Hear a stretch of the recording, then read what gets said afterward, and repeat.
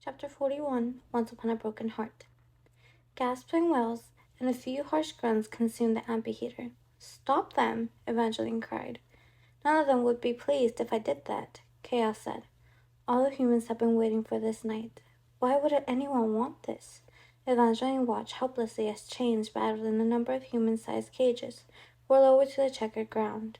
A girl about her age, with long spirals of red and copper hair, fought against the vampire who bit her, as he shoved her in one of the cages and closed it with a heavy lock. Everything was clattering, metal and paint, please, as some people were dragged out of the amphitheater. Other humans filled the rest of the cages, which were then raised back toward the ceiling, and any lingering romantic notions of vampires that eventually had completely disappeared. "Let them out," she demanded.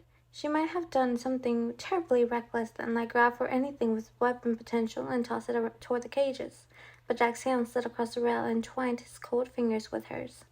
He didn't hold her back. He just held her hand, stunning her into silence. "You don't want any of them out of these cages," Chaos said. He sounded faintly amused, but it was difficult to be sure when his bronze helm concealed most of his expressions. "This is the final phase of our initiation process to join the Order of Spies and Assassins. There are 2 different types of vampire bites. We can bite a human merely to feed from them, or we can infect our bites with vampire venom to turn a human into a vampire. Every human on that floor received a bite, infected with venom. So they're all turning into vampires now." Evangeline hazarded a look toward the cages. The captives were rattling the bars and ripping at the locks, looking close to feral, yet they also appeared more attractive than before. Their skin glowed, their movements were knife-quick, and even matted with blood. Their hair shone like curtain of silk. The venom had fixed their human imperfections, but they won't become vampires unless they drink human blood before dawn, Chaos said. At sunrise, the vampire venom will disappear. Until that happens, the changelings will fight with all their power to get out of their prisons and feed. The ones that succeed in breaking free of their cages and drinking human blood will become full-fledged vampires and members of our order. "What happens to the others?" Evangeline asked. "You should be more concerned that you 2 are the closest things to humans here, so you might want to make the rest of this meeting quick. The urge to take their first bite is overwhelming. We call it hunger, but it really pain." Chaos paused long enough for Evangeline to hear nothing, save for the rattle of cages. Then she felt the surge of heart on her neck and chest, letting her know that Chaos' gaze was on her, hot and hungry, and Jax cleared his throat. Chaos averted his eyes. Evangeline breathed, but not too deeply. "The changelings might not be at full vampire strength," Chaos continued smoothly, "but an intense desire to feed and survive can sometimes make up for it. 1 or 2 of them always manage to escape." A spark of crimson flashed in Evangeline's peripheral vision. The girl with the red and copper curls was in a cage not too far from the balcony, only now her hair looked like pure flames, and she appeared far from helpless as her fingers curled around the bars and her tongue darted out to lick her lips. Evangeline found herself squeezing Jack's hand harder, feeling thankful that he'd not let her go. Jack tilted his head, eyes landing on their intertwined hands. "Interesting. This is getting tedious." Jax dropped Evangeline's hand and sauntered back into the scullery suite, where the rasp of vampire changelings and the rattle of cages weren't at all consuming. Chaos and Evangeline followed. The vampire took a seat in a large leather chair, the only one without shackles. He motioned toward the other seats, but Evangeline chose to stand, knowing how quickly vampires could move. She didn't want to sit in a chair where her wrists and ankles could be so easily imprisoned. "We want to know who killed Apollo," Jack said. Chaos looked up at Evangeline. "I heard you did it." "Well, then bet on your—" "It wasn't me," she interrupted. "That's disappointing. I was going to offer you a job." "I'm not a killer," Evangeline said. "Someone else poisoned my husband." "We wanted to know if any of your people were hired for the job," Jax added. Chaos leaned back in his leather chair and stapled his fingers with the slow ease of someone who didn't have to worry about the rabid changelings fighting to escape their cages. Or he really just wanted to waste their time on purpose. "You owe me a debt," Jax reminded him. "Relax, old friend. I was just going to say that no one came to us for this job," Chaos said eventually. "But I remember.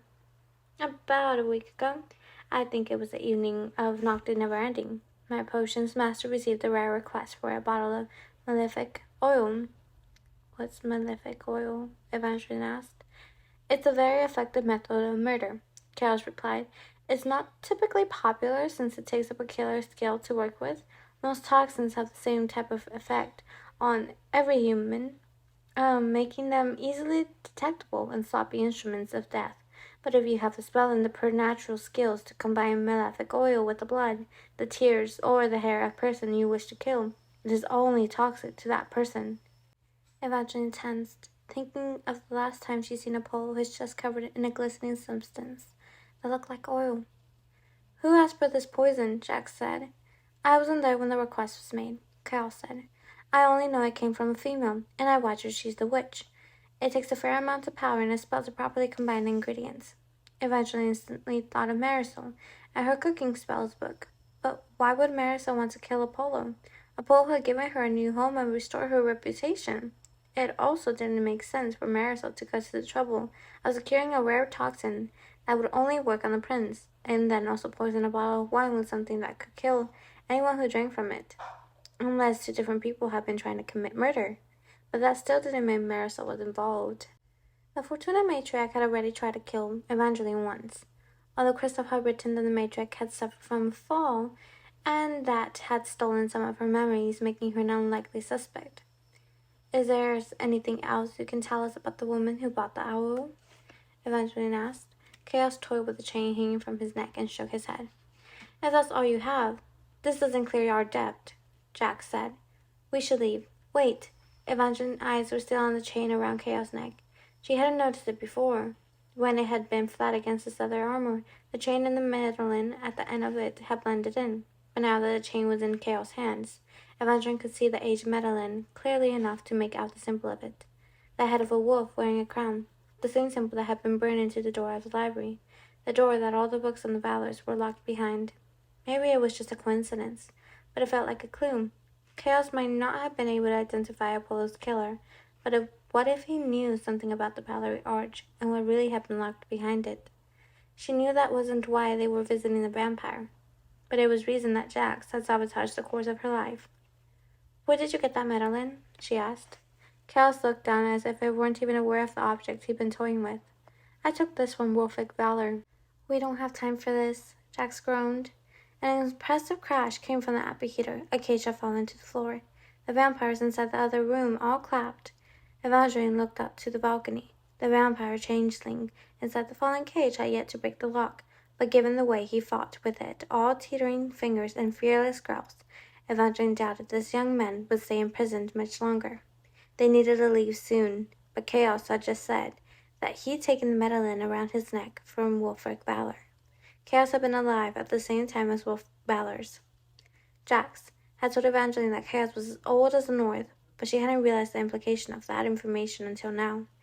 The excitement must have shown on her face. Besides her, Jax went as taut as a bowstring. Then Chaos was saying, If you're curious about the Valors, I can tell you whatever you want to know. I was there, and I remember the truth. No. Jack's voice seethed inside her head, and for once his ruthless expression matched his words. Don't even think about it. More cages rattled in the background. It won't cost you much, Chaos said. I'll answer any questions you have in exchange for one bite. I thought you couldn't take off your helm. He's trying to get us to stay so that his changelings will have prey to chase, Jack said. But Evangeline didn't need a warning from Jax to know this was an ill-advised bargain. She might have joked with Jax once about making a deal with another fate, but she wouldn't do it ever again. It was bad enough she still owed Jax a kiss. She didn't want to owe this vampire anything. Thank you for the offer, but I think I'd rather leave before your changelings break free. Chaos dropped the medallion and leaned back in the chair. If you make it out and change your mind, return any time, Princess. Jax didn't give her the chance to finish replying before he ushered her out of the door. The halls of Chaos' underground kingdom were darker than she remembered. Half the candles had burned out, covering her and Jax in shadows and smoke as they hurried down the first corridor. Promise me you'll never let him bite you, Jax said. I won't ever need to if you tell me what you want inside the Valerie Arch. I thought you wanted this partnership to be about finding Apollo's killer, not my other goals. Jack's tone hardened as he reached the dining room with all the cages. Evangeline heard the riot of chains before they stepped inside. She hadn't forgotten about the cages there, but she hadn't expected them all to be full of desperate changelings. Dread clutched at her chest like a hand with claws every time one of them called out. I'll make you immortal if you unlock my cage. I'll just take one tiny bite, another promised. Some humans like being bitten. Is that you? The voice had a more soothing timbre than the others, and the familiar sound of it lodged Evangeline's heart into her throat. Luce. She hadn't heard Luce's voice in months, but it sounded just like him, if not a little lovelier. It had to be some sort of vampire trick. Don't stop moving, Jax tugged at her hand, but he should have yanked harder. He should have used his fated strength because, although Evangeline had agreed with Jax, her human heart made her stop, pull her hand free of Jax's hand, look up at the cage above, and lock eyes with her first love. Chapter 42. Once Upon a Broken Heart. Something wet dripped down Evangeline's cheek. She was crying, but she couldn't have said why. She didn't know if her emotions were broken and leaking out all over from everything that had happened, or if it was the sight of her once beloved Luce, locked in a cage, eyes staring down at her with something like adoration and terror. "It's really you," Luce said. He gripped the bars with two beautiful brown hands, but he didn't take his eyes off hers, and no power in the world would have forced her to look away from him. It wasn't vampire allure, or the shimmering gold flecks in his irises that she didn't remember from before. His eyes weren't exactly the same eyes she knew, but they weren't entirely different either. They were still impossibly warm brown that lived in all the memories she tried to shove away, but she had been unable to forget. "There are so many things I have to tell you, Eva, but I need you to help me out of this cage. If I don't escape by dawn, they'll kill me." "Why are you even here?" she breathed, heart pounding so fast it was hard to form words. It felt like a twisted answer to a wish. Here's the boy you spent months pinning for, but now he might die. And if you try to help him, you might die. "Little fox," Jack said, "we need to keep moving. He'll tell you whatever he needs to get out of the cage and take a bite out of you." "No, I won't never hurt you." Lou's voice was harsher than she remembered, desperate. "Eva, please don't leave. I know you must be terrified, but I won't bite you if you let me out. I don't want to be a vampire. I only came here because I was told that vampire venom was the most powerful healer in the world, and it could erase my scars and wounds." Every inch of her skin was flawless, more perfect than in all her memories, too perfect. It was hard to believe there had ever been scars, and Evangeline wanted to tell him that she would not have cared if he had scars all over his person. In fact, she thought preferred them to this overly polished version of him. But Luz went on before she could. "That's all I wanted, to be healed." His eyes shot around the violent room of cages. The other changelings had gone briefly still. They watched the exchange with rapt inhuman attention. Evangeline didn't want to believe Luz was like them.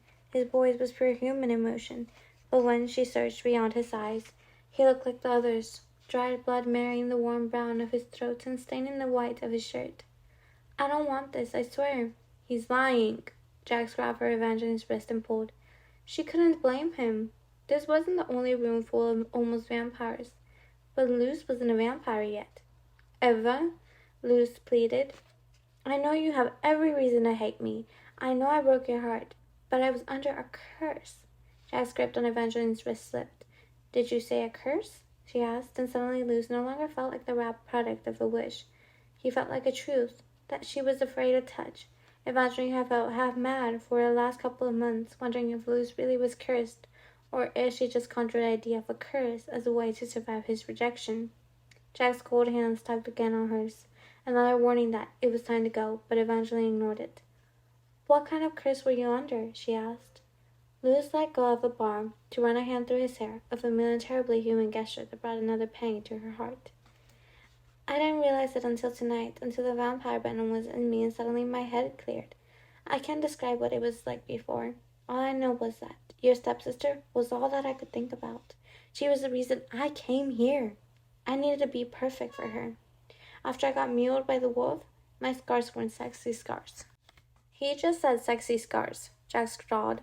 "Are you really listening to this?" "Shh," Evangeline hissed. "After I was attacked," Luz said, "your stepsister took one look at me and ran from the house. I tried visiting her when my injuries had improved, but she wouldn't even answer the door. I tried writing, but she wouldn't reply to my letters. She told me it was the other way around." A resentful shake of his head.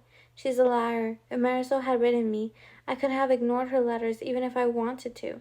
She made me desperate to do anything to have her. I was obsessed. I started the same day that I proposed to her. I come to the house to see you, but Marisol was the one to greet me. She took my coat, and I remember her fingers brushing my neck. After that, she was all I could think of." His tone turned disgusted. It was just as Evangeline had believed. She hadn't been delusional or desperate. Luz had only abandoned her and asked Marisol to marry him because he'd been cursed. The only thing she'd been wrong about was who had cast the spell. It wasn't her stepmother. It was Marisol. Evangeline felt as if she'd been punched in her stomach. She thought Marisol was another victim, an innocent, the one she needed to make amends to. All this time, Evangeline had been feeling so guilty over ruining Marisol's life. But if this was true, then Marisol had upended Evangeline's life first. She didn't want to jump too quickly to conclusions, but she'd seen her stepsister's spellbooks. She'd been warned by Jax, the papers, and now by Luz, who never even knew that Evangeline thought he was cursed. When I was bitten tonight, I felt like the first time in months I could freely think. Luke's eyes shone as he looked down at her. I finally felt like myself again. But then I was being dragged onto this cage, and now I'd never leave it alive unless you help me.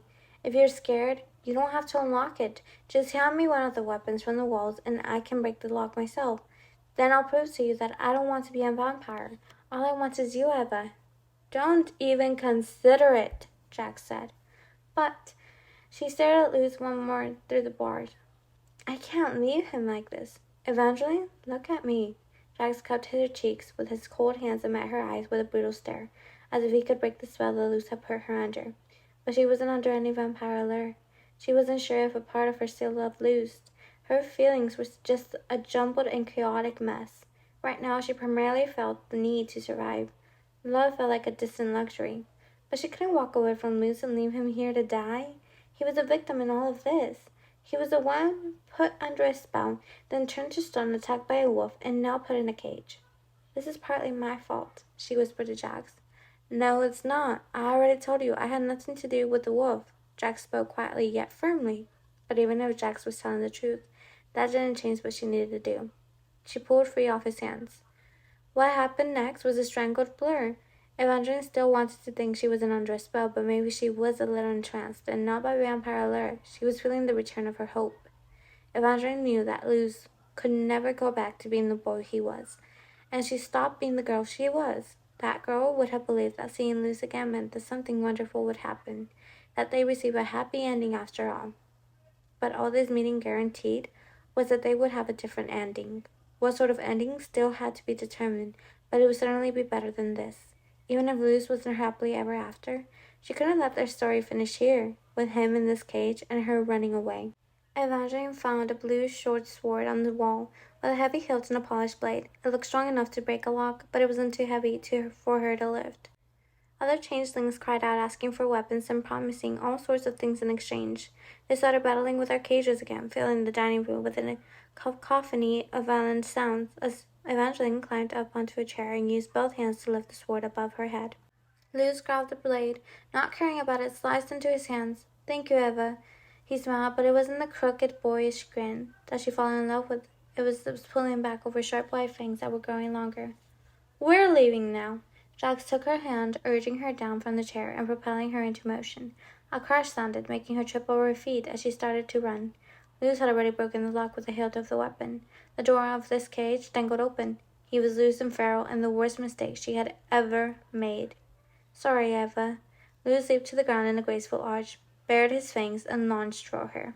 Jax shoved her out of the way before she could move. Lightning fast, he darted in front of her like a shield. Luz didn't have time to switch course, and his teeth clamped onto Jack's neck with a sickening tear. "No!" Evangeline screamed and scrambled for the dropped sword she'd given Luz. The weapon felt heavier than it had moments ago, but it didn't seem necessary. In this time, it took her to grab the sword. Jax had taken Luz's head between his hands, and with one sharp twist, he broke Luz's neck. The captive above all booed and hissed as Evangeline's first love fell to the ground. You killed him," she stammered. "He bit me," Jax snarled, gold-flecked blood dripping from the wound at his throat.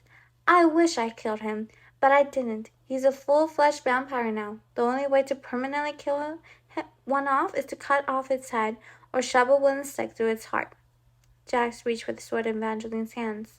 She clutched the weapon tighter. A part of her knew she should have let it go. Luz was not her Luz anymore. He bitten Jax, and he would have bitten her, but Luz hadn't killed Jax. I won't let you end his life, Evangeline said. Luz is the first boy I loved, and I'm not responsible for his choices, but this wouldn't have happened if it weren't for me. Let him live, and I'll leave without any more stops or arguments. She dropped the sword and reached for Jack's hand. He recoiled, not letting her touch him, but he didn't argue. He didn't say anything at all. Evangeline and Jack silently left the way they came.